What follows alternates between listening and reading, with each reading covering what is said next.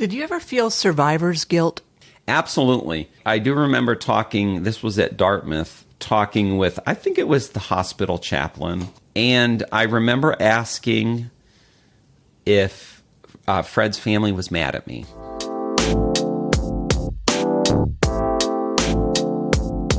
This is Diary of a Nation. I'm your host, Christina Zlotnick. My podcast explores the human experience. James Osborne was cold. So cold that his core body temperature dropped to 76 degrees. One of the coldest people suffering from dryland hypothermia to ever be revived here in the U.S. James and his friend had been hiking in the White Mountains of New Hampshire when a fierce winter storm bore down on them. James' friend would not survive. His name was Lawrence Fredrickson. Fred. This episode is dedicated to Fred's memory. I want to thank the search and rescue teams on the ground and in the air who put themselves in harm's way, and the medical teams. To care for another person is life's highest calling. I hiked the Franconia Ridge Loop Trail this past summer with my dog and my teenage daughter, and I know you know that part of that loop tracks the Appalachian Trail. It's a 9-mile hike over 4 mountain peaks, and you see waterfalls along the way. And when you're hiking along the ridgeline, you can see far and wide across the White Mountains. For me, it was one of the most challenging, beautiful, and rewarding hikes of my life. And I've hiked in several other countries, so I think that's saying a lot. I did make some mistakes that day. They were fairly minor. So I'm well aware that hiking comes with an inherent set of dangers that you can't always entirely manage. For you, though, that hike turned into one of the worst experiences of your life, if not the worst experience. How familiar were you with Franconia Ridge before you and Fred, your coworker, went out that February morning in 2008? I feel like I had hiked it twice. There was a group of 4 men that we all worked for Concord Coach, and we all hiked in one group or another. My main hiking partner is generally a man named Steve, and he wasn't on that, the hike with Fred. But so Steve and I had definitely done Falling Waters, and I feel like I had done it one other time. But those were also summer hikes, so for sure not a winter hike. New Hampshire author Ty Gagne has written a couple of books that are quite popular with people who hike the White Mountains. The Last Traverse is his book about the rescue and recovery of you and Fred from Little Haystack Mountain. After reading that book, it is still hard for me to wrap my mind around the fact that you're even alive. Your friend Fred died on that mountain. You and he were bus drivers, like you said, and he left behind 2 sons. What kind of guy was Fred, and how do you hope he's remembered? I knew Fred as probably one of the friendliest people that I had ever met. The first time I ever met him, I had a bus that was broken down in Boston, and potentially was going to sit there for 4 or 5 hours until a tow truck came to tow this bus back to the garage.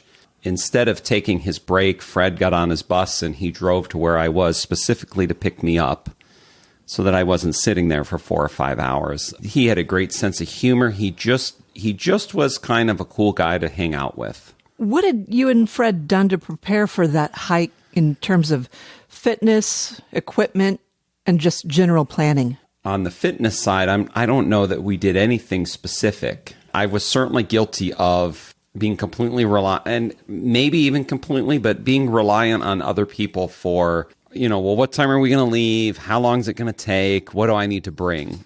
So equipment-wise, as this was my first official winter hike, I went out and purchased crampons. I had intended to buy snowshoes, and it was late enough in the season that EMS was out of snowshoes.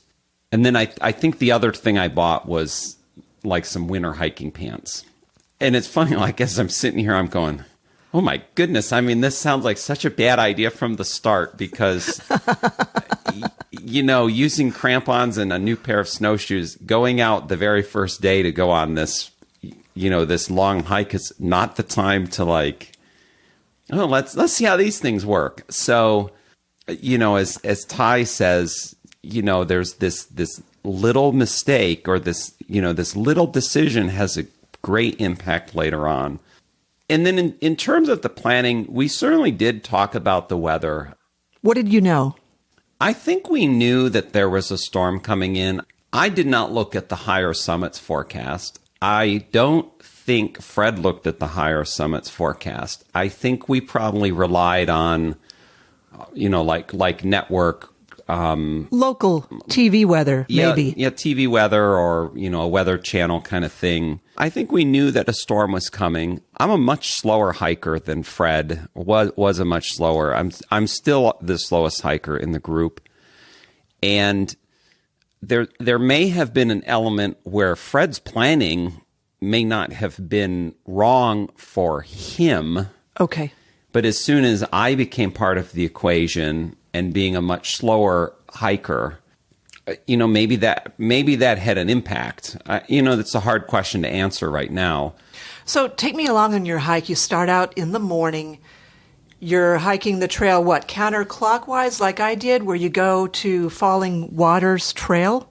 Yeah, so our plan was to hike up Falling Waters Trail and traverse along the ridge and come down the bridle path. And I think we expected that to take, 7 or 8 hours, I'm guessing. Sounds about right. So you and Fred are hiking.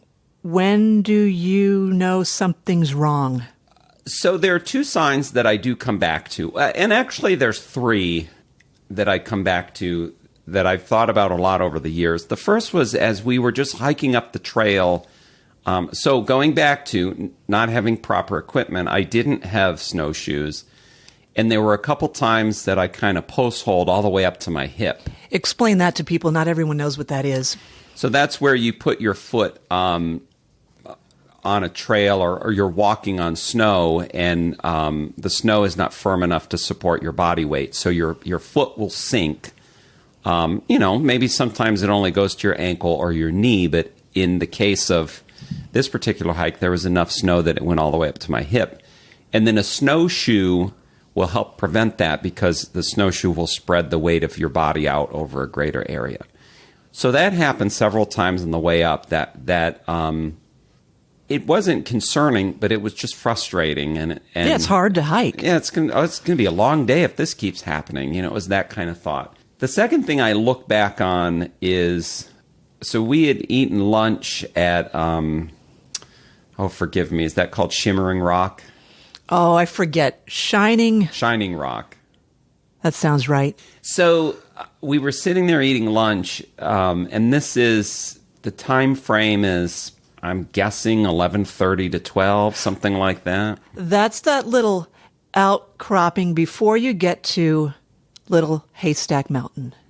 That's where Shining Rock is, I believe. Correct. There's a little bit of a trail junction there where you can go out toward the Shining Rock ledge and you can see out into the wilderness, or you can hike up, continue on up to the summit. So we had sat there and ate lunch, and in a span of 10 minutes, it felt like the temperature dropped 20 degrees. And I'm no meteorological expert, but I've always assumed that was kind of when the front sort of blew through. The third event that I always kind of think about is as we were, of course you were just there, but as you come up the trail, you kind of go through a little bit of an alpine garden, and then you're sort of reliant on rock cairns for the trail, because the trail, is less apparent because you don't have all the flora around you. You're above the tree line. Yeah, exactly. And and it was foggy enough, and there was enough weather that I remember looking over my shoulder, and you couldn't see where the trail went back down. And I said something to Fred. I said, Fred, it's kind of hard to see the trail. I said, how are we going to know, when we get over to the bridle path? And he said something along the lines of, we'll figure it out when we get there. As we were starting to ascend Mount Lincoln, and we were not very far up Mount Lincoln, less than a fifth of the way, just, hey, we had just started the ascent. That's when the storm really blew in with the full force of what was what turns out was a pretty severe winter storm. I can remember it being like this really lonely moment, and it was like I did have this sense that oh my gosh, this is going to end well. Did you say something to Fred then? So we convened. As I recall, he was hiking slightly ahead of me, and we talked about what to do, and he wanted to hike back, and I think I initially agreed with that. Back to the trailhead? Yeah, to just do a full 180, hike back to Little Haystack, descend Falling Waters, get back to the car. And he did head back. Yeah, you were heading back at that point. Yeah, he turned around and he headed back. And I turned around and headed back with him. But as I said, he's much faster hiker, so he was a considerable ways ahead of me. He looked back, and I waved at him, and we reconvened again. And I said, I really think, Fred, we need to seek shelter. And I think we had talked about how narrow that ridge line is there, and how exposed you are. Yeah, the possibility of it'd be fairly easy to walk off the edge. You can't see very well. Yeah, and the Ty talks about full conditions, and this is the only time I've ever experienced that, and it is completely disorienting. Like a whiteout. Oh, absolutely. And even today, there's been a couple times that I've skied or even been out, doing daily life, and you're just out in those conditions. And there's been a couple times that's like, whoa, and it gives me this little bit of a flashback. But a whiteout is one thing when you're in a car on a street that you're on. And it's an entirely different thing when you're on a mountain and the edge of the mountain's like right there and you could fall off.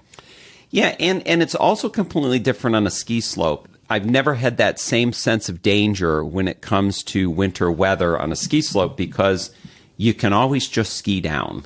Right.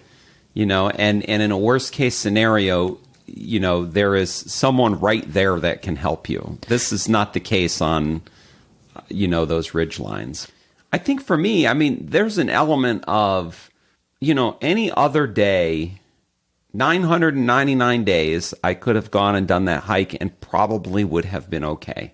There's an element that it just so happened that the day I went was this fierce storm that, as Ty describes in the book, this combination of these weather systems and, it all comes crashing together right over the Franconia Ridge, right when we happened to be hiking. And you knew about the weather, but for the timing of the weather, that's what did you in.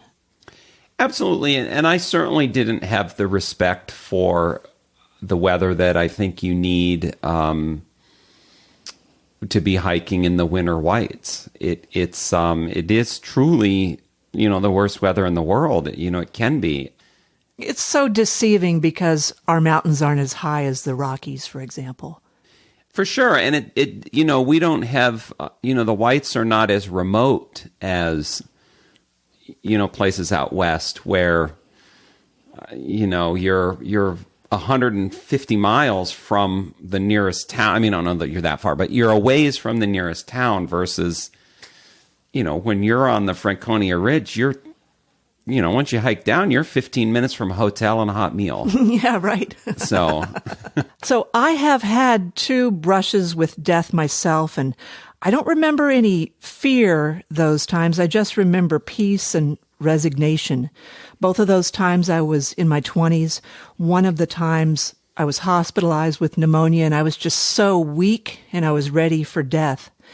And the other time I had a head-on car wreck on a rainy highway and I just had a few seconds to process what was happening.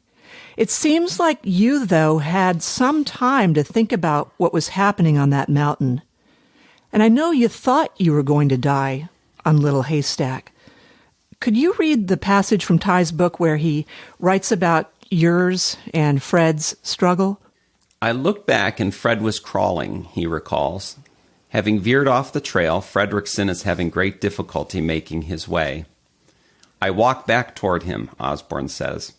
By the time I got to him, he was on his right side in a fetal position with his back to the wind.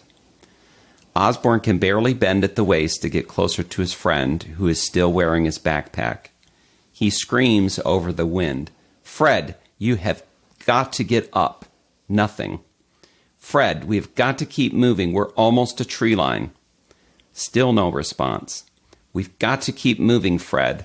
Fredrickson responds by rolling from his side onto his back. As Osborne watches, his friend's hands clench into tight fists. "Oh my God, they're going to take my hands," Fred wails as he holds his hands out in front of him. In a moment of pure anguish and one that still deeply affects Osborne today, "Our hands make us human," and when Fred said that, it was as if his humanity was gone. "Fred, you've got to get up," Osborne pleads. Fredrickson utters a moan and goes silent. Lying on his back, motionless, his head pointing in the direction of Cannon Mountain, he appears lifeless. The exposure and lack of movement will further thicken the blood slogging through his constricted veins, arteries, and vital organs. His ultra-lean body mass, which has allowed him to move fast on mountain trails, is now working against him. He has not been able to maintain a safe level of body heat and is now in critical condition. It is impossible to know exactly what time hypothermia will claim Fred Fredrickson, but death is not far away. As he looks down at his friend, Osborne feels desperation take hold. "At that point, I felt there was no recovering from this," he says. "It was the end, and there was nothing else that could be done. I was sad about my friend. I was sad my life was ending, that this was how I was going to die. It was so clear to me." Osborne sobs as he ascends the slope. He's making no effort to link up with Falling Waters Trail, which is now painfully close, or to even seek shelter. "It was a dead man's walk," he says. "I said to myself that I've done the best that I could." Before continuing, Osborne turns and looks back at his friend for one final goodbye. He walks past the trail junction leading down to Falling Waters and past the summit of Little Haystack. Less than 24 hours ago, he and Fredrickson had stood there together, anticipating a long but exhilarating day hike. He walks aimlessly along the scrub line on the southeastern slope. "I said my piece to the world. I apologized to my mother, saying, 'I'm sorry, Mom, that it happened this way.' I went through a list of my regrets, one of which was never having raised a child." Osborne's next thought takes the form of a vision. "I had this out-of-body experience where all of a sudden I was up and I could see Fred," he recalls. "It was very clear to me. I was facing the Pemi Wilderness and I could see Fred lying there. I could see my physical body walking off toward a little ledge, and I knew that was it." He expresses surprise today that he didn't remember feeling fearful in the moment. "It was peaceful. There was no pain, no worry, nothing," he says. "I knew that was the end. I'm not a religious person, but I do know there's a greater spirituality." The vision is erased as Osborne drops into the snow and loses consciousness. Under tremendous duress, the cortex of his brain relinquishes responsibility for managing the situation. It hands control over to the primitive brain and switches off. As Osborne lies there alone on the mountain, it will be up to his primitive brain to keep him alive long enough for any hope of rescue. Do those thoughts still haunt you today? I think they probably haunted me for a long time. And when I say a long time, these events happened, almost 14 years ago. I would say it took me 4 or 5 years to start to move beyond that moment. And what I've often told people, say in 2010, when I would meet someone, it would be like, "Hi, I'm James, and I'm a leg amputee, and I lost my leg on a hike in the mountains in New Hampshire." Whether or not the person even wanted to know that, whether or not it was even relevant to why I was meeting them. That's how you identified. It totally was. And I do not identify that way now. If people ask me, I will tell them. And certainly people ask, children ask, and they want to know. I've got different responses based on, do I feel like talking to this person? Is it relevant? So it will always be a sad thing to know that, this was how Fred died. it will always be a sad thing for me to know that, I was foolish enough to do these things that almost cost my life, and certainly has affected me in terms of, being an amputee and that kind of thing.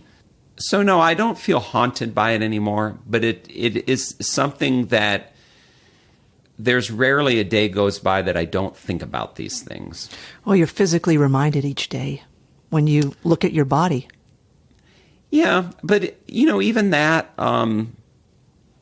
even that's less than what it was. I mean, I'm a pretty, when it comes to being an amputee, I'm pretty lucky, in that there's a couple sports that I participate in that I do at a pretty high level. But even the day-to-day functions of being an amputee, it's not a huge struggle for me. So I'm very lucky in those respects. At one point, you go unconscious on that mountain. Were you aware while you were still conscious that some of your cognitive abilities were failing you?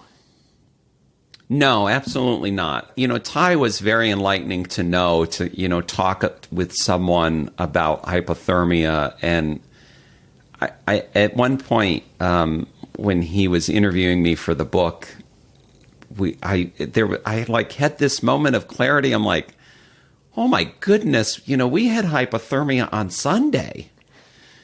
Sometimes Sunday afternoon, as and if you've read the book, he does a great job of not really being judgmental about the decisions that we made in the sense of right or wrong. But, there's a couple times that I was like, okay, that doesn't sound like the smartest thing. But what I know now... But that's what your mind does to you. Yeah, but I think... And you don't even know it. Yes, and I think also what I know now is the effects of hypothermia on your ability to think. It's pretty quick. By the time we got to Monday morning and we decided to walk back to the car, and then we had the moment where... That was 24 hours in then. Yeah, we were surely in the full throes of it and had probably been that way for, out of the 24 hours, maybe 18 hours of it. So maybe 18 hours of the 24, you were degraded in your ability to think and process and do things? Yes. That's what you're saying? Yeah, It's a long time. That is a long time. So a ground search and rescue effort gets underway on the trail, and eventually the New Hampshire Army National Guard search and rescue team sends a Black Hawk helicopter team. But no one really knew your plans when you were on that hike, so that slowed down the initial rescue effort. They had to abort their first attempt when the chopper came to the mountain because the conditions were just so dangerous. They return a second time. You were unconscious by that time when you were found by them. Fred had already died. By that time, it's Monday evening, about 36 hours since you and Fred started your hike. The Black Hawk, before they're rescuing you, hovering over that mountain for about 12 minutes, which that team says is a virtual eternity. The pilot said that your rescue mission was harder than any military mission that he had completed prior to your rescue. The weather was absolutely life-threatening, and there were no official weather observations from Little Haystack, but at nearby Mount Washington, which is a higher elevation, there are official weather observations coming out of that site. And around the time of your rescue, they reported temperature minus 11 Fahrenheit, wind chill minus 52, 75-mile-an-hour winds with a peak gust of 92 miles an hour. Visibility no better than 1/16 of a mile with fog and blowing snow. And the helicopter blades were icing over too, weighing down the chopper, making things even more dangerous. They eventually get you off that mountain and evacuate you to the hospital. And then they come back for Fred. What's your next memory when you're there at the hospital in Littleton, New Hampshire? So I have no memory of the hospital in Littleton. As we previously talked, I went, Fred had this incident where he was laying on his side, and then I walked off and made my peace with the world. And my next memory was sometime Wednesday morning, the incident with Fred. And I've always assumed that was probably when Fred died, shortly thereafter. That's Monday morning, 9:30, I don't know, something like that. And then all day long on the mountain, rescued Monday evening, and then I was at Littleton Hospital from Monday evening until about midnight, 1 a.m. on Tuesday morning. And then I was flown to Dartmouth Hospital. Jump forward a full 24 hours, I think Wednesday morning was when I woke up. So here I was intubated. The nurse said something to the effect of, oh my gosh, Mr. Osborne, nice to see you awake.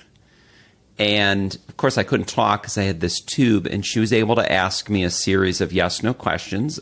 She said, you're at Dartmouth Hitchcock Medical Center. You were involved in a hiking accident.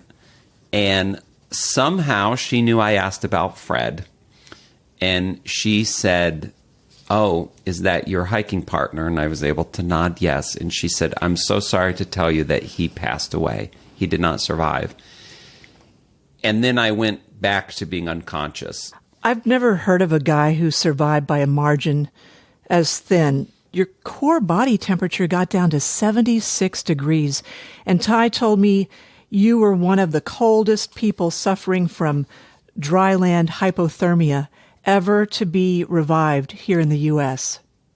It seemed like the medical approach was not to be too overly aggressive, to let your body gradually warm itself back up. It seemed like your own body was the key to your recovery. Is that what they were doing initially, waiting and seeing? Yeah, I mean, that's my understanding of the treatments that happened. And what you're talking about was the treatments at Littleton Hospital. As far as I know, that's the case. I mean, I've had more than one doctor that has had said, something along the lines of, you've got an incredibly strong heart or something like that. And it's a hard thing to explain. And when you asked earlier about what haunts you, this is kind of the other side of that is, well, why did you survive? Why was I still alive enough for those men to find me and be able to care for me long enough, and the helicopter could, evacuate me to the hospital? There's so many pieces that fell into place. It's just remarkable to me to, know that, so many people, and these are primarily volunteers that just drop everything and we're going to go rescue some guy. Yeah. And we don't even know any details, as you noted earlier. When they're setting off looking for us, or when the helicopter's looking for us, they don't know details. They don't know what they're looking for. They just know they're looking for something. It's mind-blowing to think that, here I am all these years later and I've got a pretty good life, and, there's these sports that I do, and there's this life that I lead that, in a lot of respects, I think it's better than the life that I led before. I'm incredibly grateful to be here, and I'm always thankful of, the men and women that, are behind the scenes on those rescues. What did you think when either you noticed or the doctors told you that they had to amputate your leg? I see one of your fingers is missing, and I know that at least several of your toes on your left foot were also amputated. So let's see. I ended up at Dartmouth Hospital on early Tuesday morning, and by Tuesday evening, my mother had arrived. She lives in North Carolina. She had arrived, after, of course, hearing of this news, and she'd flown up here and so forth. The next part of that is like post-traumatic stress. And when I look back on those times, I mean, that certainly was something that was present, in those days that I woke up from the hospital. And one of the things that was very apparent to me was a complete lack of understanding of what kind of condition my body was in and how serious the injuries were, and even, maybe how serious or, how close to death I was in all of that. The moment that kind of set in was, so here my mother has arrived, and she's a nurse, and I think she could see all of those. I think she could see that PTSD moment in me when I was in the hospital. And so what she ended up doing was she brought a mirror in. So here I was in the hospital. I wasn't able to, I wasn't moving around enough that I could or lift a leg and look at the condition that my feet were in. And she brought in a mirror. And here she's at the end of the bed, and she's angling this mirror so I can see these feet. And I remember crying over that and realizing, this is some bad shit or something like that. And not fully processing it quite yet. The timeline with those two things was they amputated my leg. So interestingly enough, so within the amputee community, some amputees choose to celebrate their ampuversary because it's often, a return to health for them, or it's a return to life if they were involved in a tragic accident or something like that. And for years, I never knew what my ampuversary was. And then working with Ty on the book, I got a hold of all my medical records, and lo and behold, my ampuversary is February 29th. Oh, wow. That doesn't come around just every year. It kind of makes it a special day.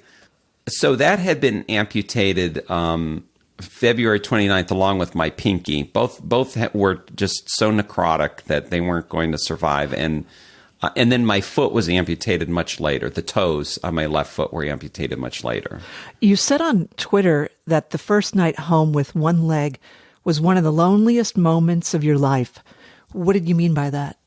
I was released from the hospital. This was a Saturday, May 3rd. And my friends, two of which were of our hiking group, and their wives and a couple other friends, moved me into an apartment in Merrimack, New Hampshire, and someone made a pot of spaghetti and meatballs and packaged it up so I had microwavable meals, and someone went and got the bathroom set up and made the bed, and so I had this whole crew that basically did everything to kind of get me started in this new apartment, and then everyone just left.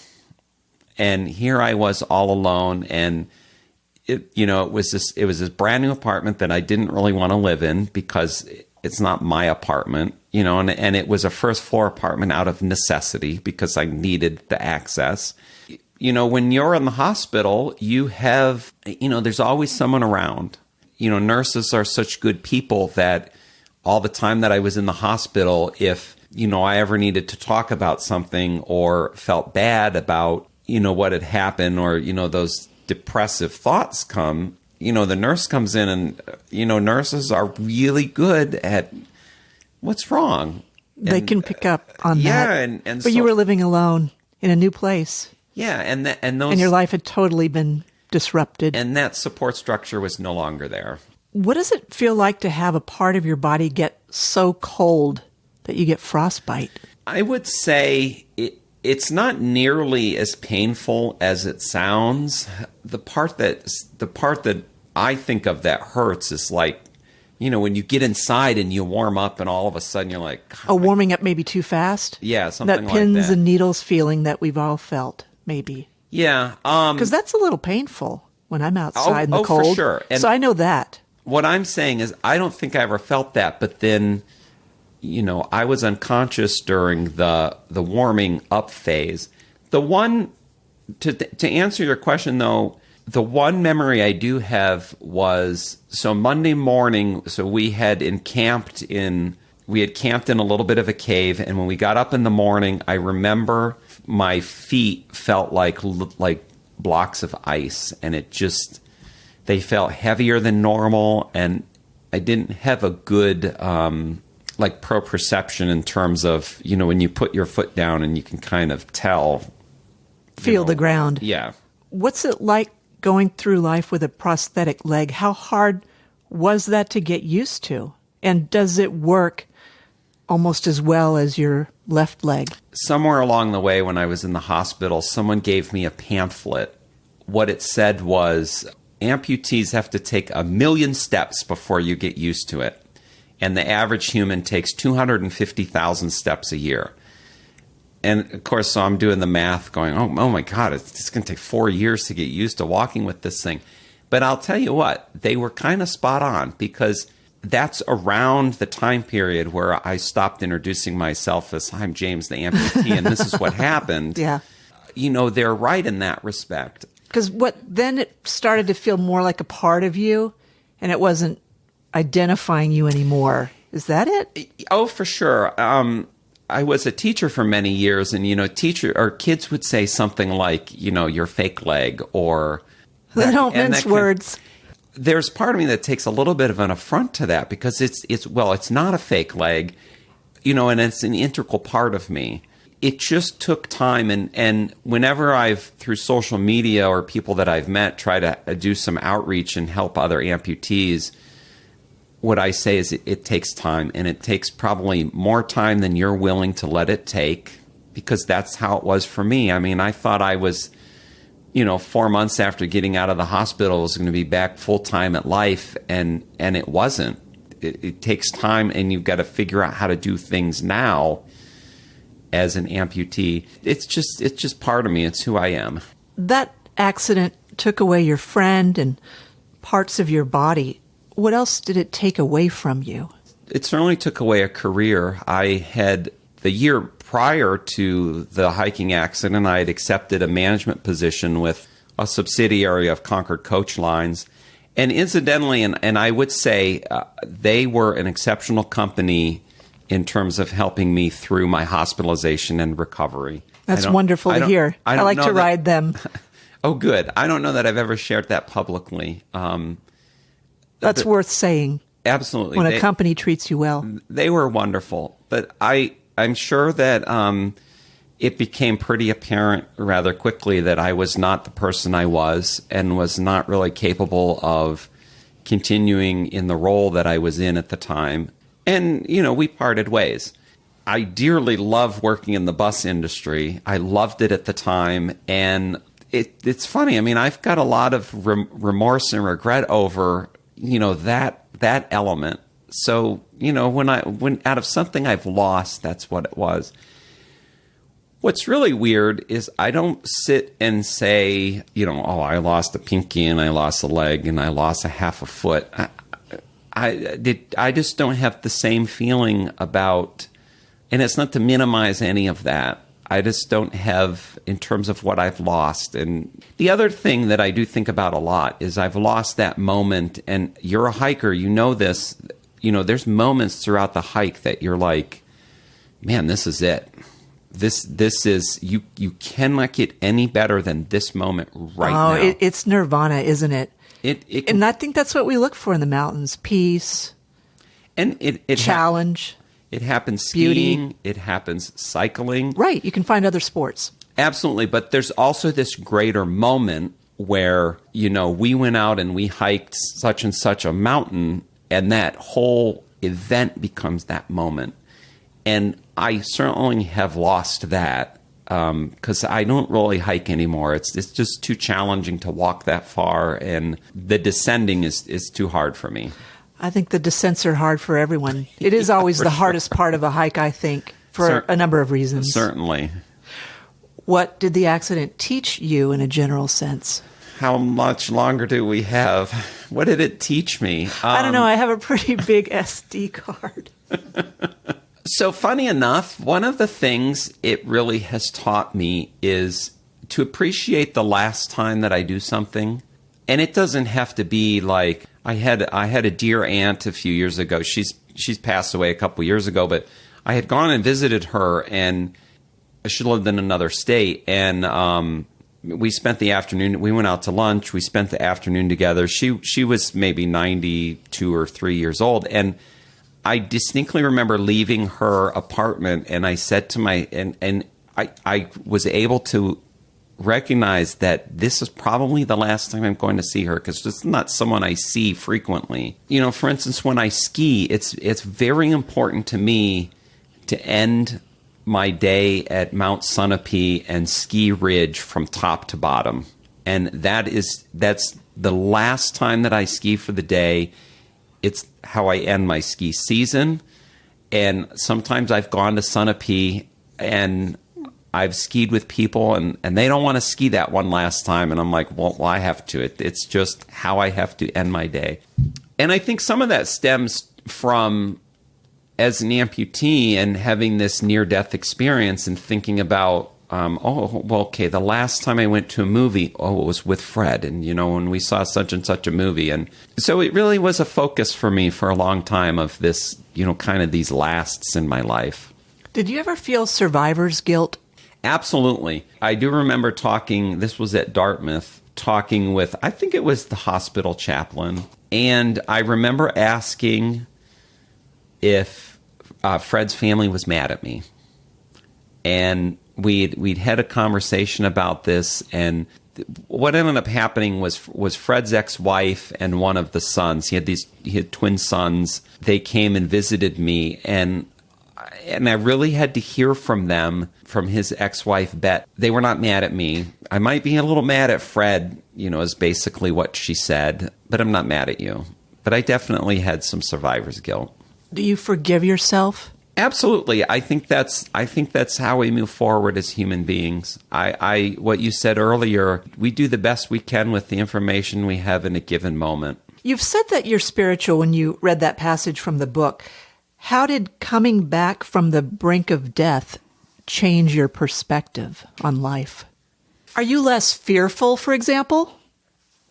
I think when it comes to life, I think what I have come to appreciate and what I've come to learn is there's things that I'm willing to compromise on life and there's things that I'm not willing to compromise on. And I think that's the answer. In one of my prior podcast episodes, I interviewed Ty Gagne, the man who wrote the book about your mountain rescue. In that interview, we discussed the range of heuristic traps or mental shortcuts that sometimes get people into trouble.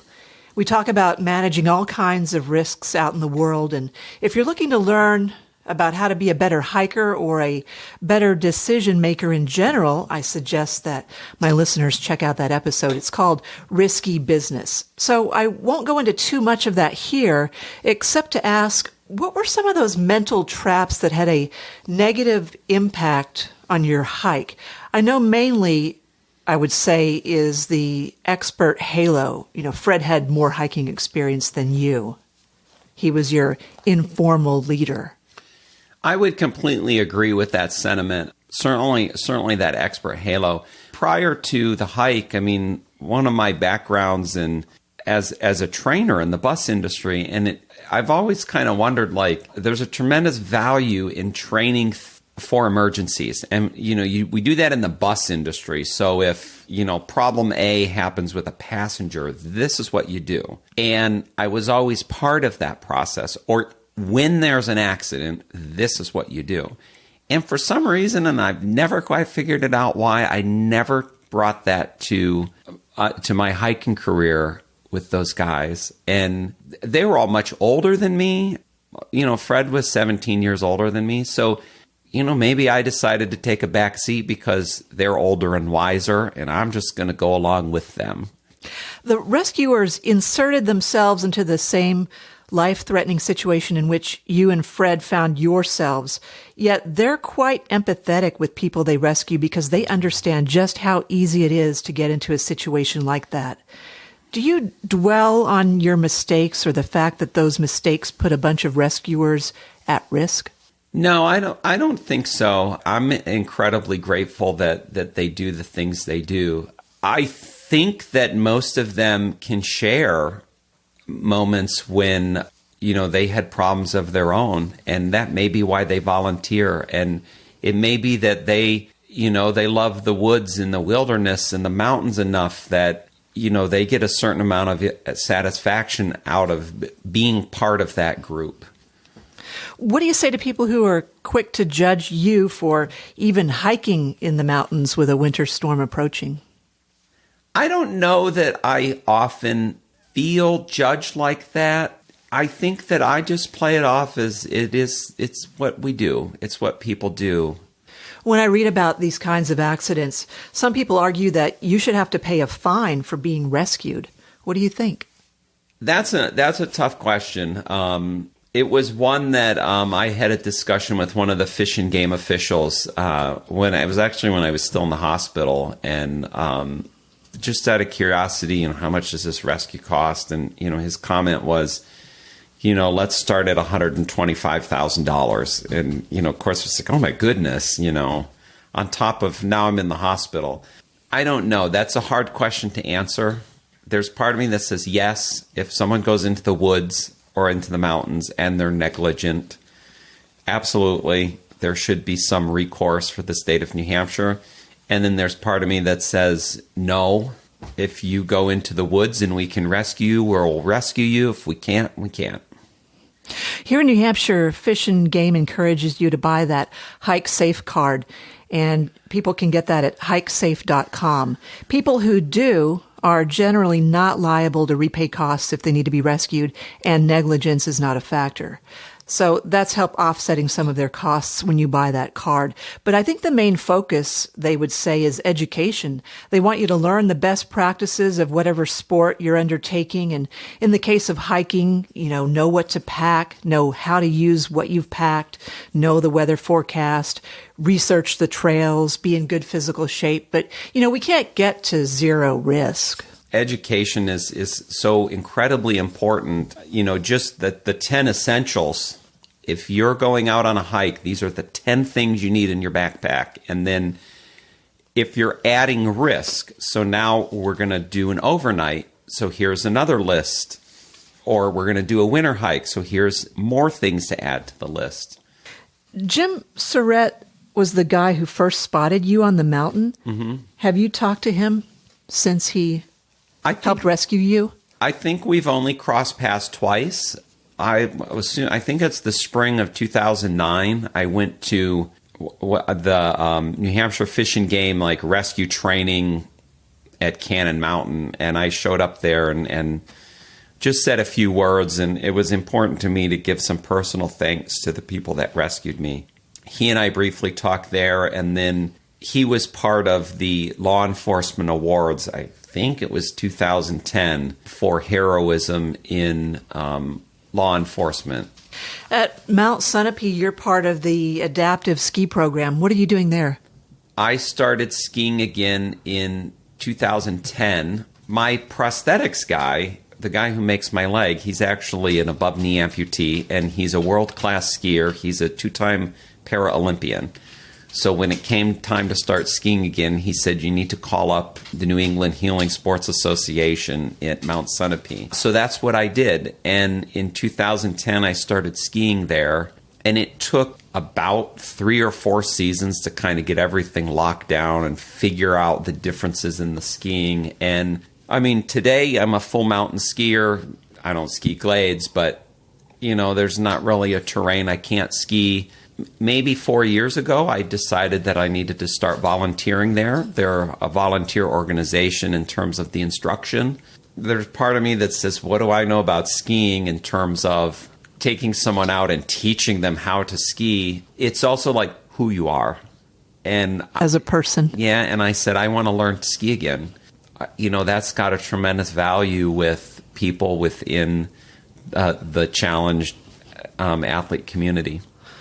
I follow you on Strava, and I love road cycling just like you do. What have you been doing? Do you ride all winter? Because you're still riding, I see, and now it's December. So I'm like a fair weather cyclist. Yeah. Once it's... Do you not feel cold anymore? Yeah, so if it gets much below 40 or 45 degrees, I do not ski outside, or I cycle. do not cycle outside. I have in my house a... A trainer. A trainer. I have a trainer that's connects with an app and so forth. The big thing for me in cycling within the last year was I decided to become a classified paracyclist.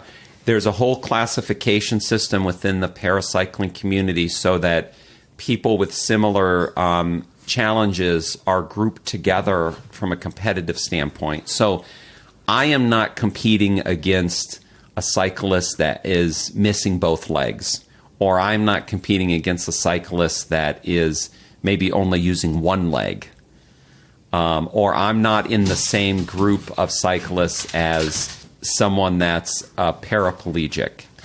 So there's all these classifications. Well, there's this whole classification process, and I decided to do that because I decided I wanted to start doing competitive cycling.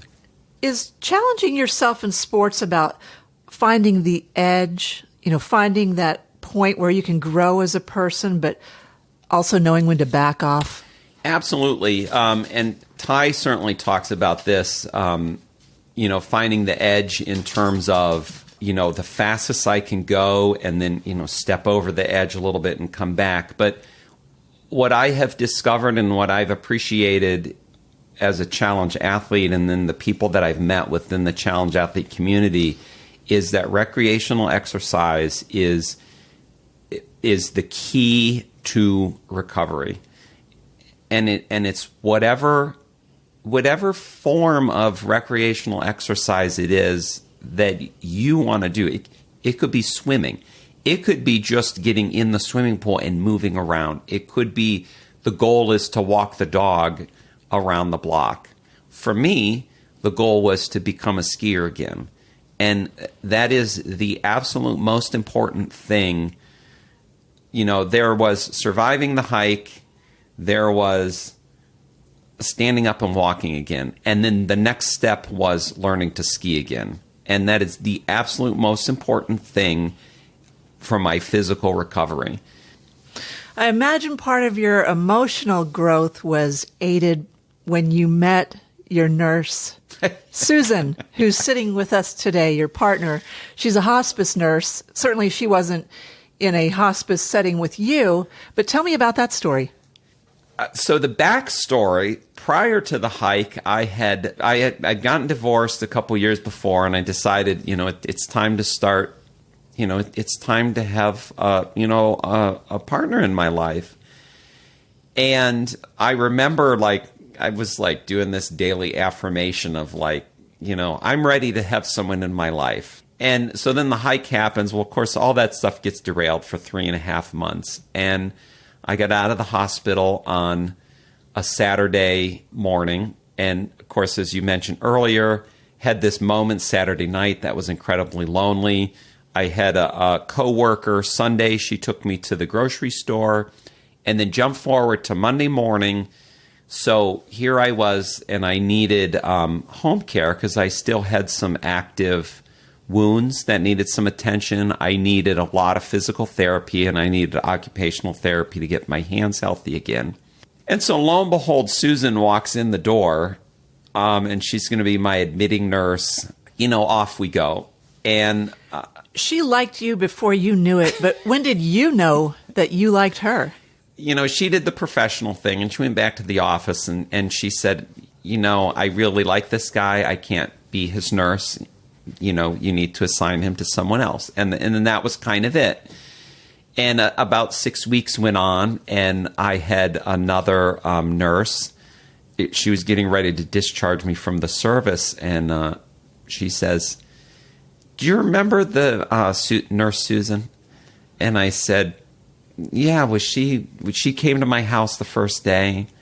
Gina was this other nurse's name, and Gina said, "Yeah, she'd be interested, in going out sometime with you." And of course, I'm thinking, here I'm like this broken down new amputee, what the heck does anyone want to do with this person? And so she gave me her number, and I think I sat on the number for about a week. I didn't do much, and then I called Susan, and I think we chatted a couple times on the phone, and we went out to Panera for lunch. And I can remember walking in with crutches and a surgical boot on my foot. And so anyway, here we are 13 and a half years later, and it's been wonderful. Thank you so much, James. Thank you. I'm really glad you're here today, and I'm glad you found a partner too. Thank you. And that you love cycling and skiing as much as I do.